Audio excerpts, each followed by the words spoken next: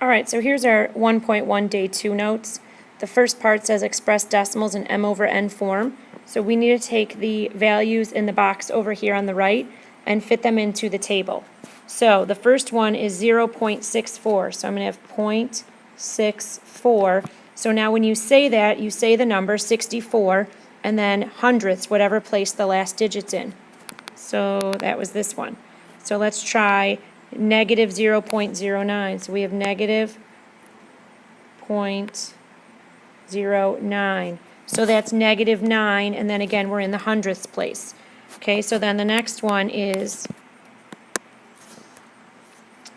negative 0.583. So we have negative 0.583. So we say that 583, and then we're in the thousandths column.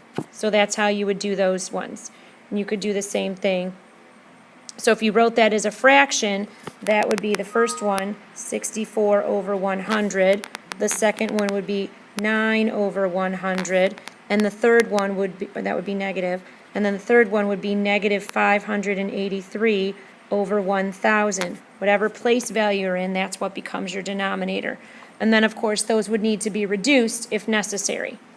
Now, down here it says write each decimal as m over n, where m and n are integers. So again, 0.4 would be 4/10. So you would write 4/10.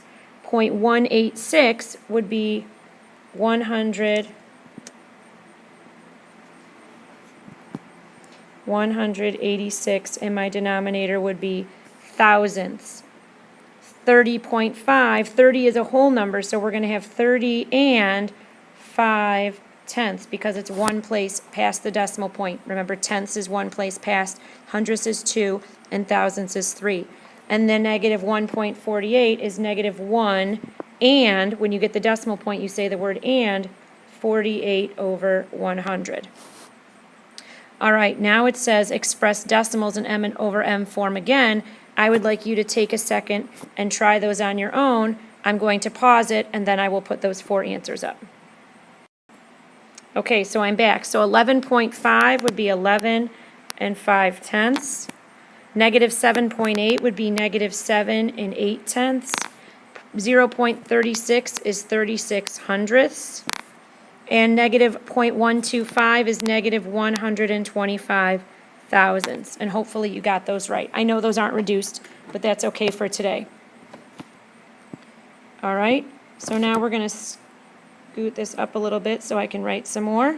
And it says, locate rational numbers on a number line. So we need to figure out where 2.3 is going to go on a number line. So 2.3, 2 and 3/10. So if you think of each one of these little lines as a tenth, it's going to be 3 little lines past the 2. So it's kind of hard for me to do this, but pretty close to 2 here. That's going to be 2.3. Okay, and then we have negative 7/3.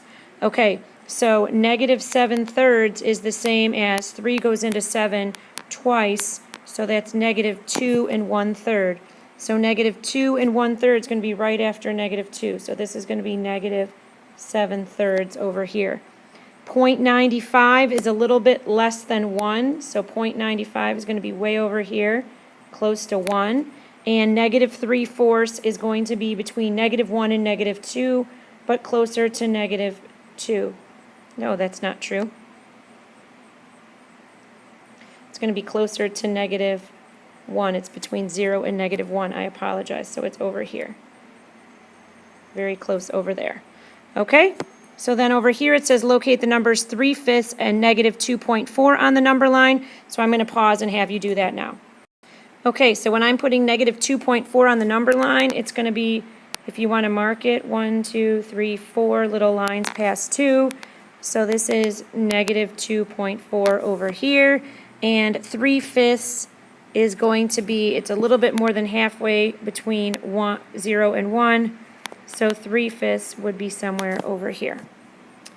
And then it says locate the following rational numbers on the number line again.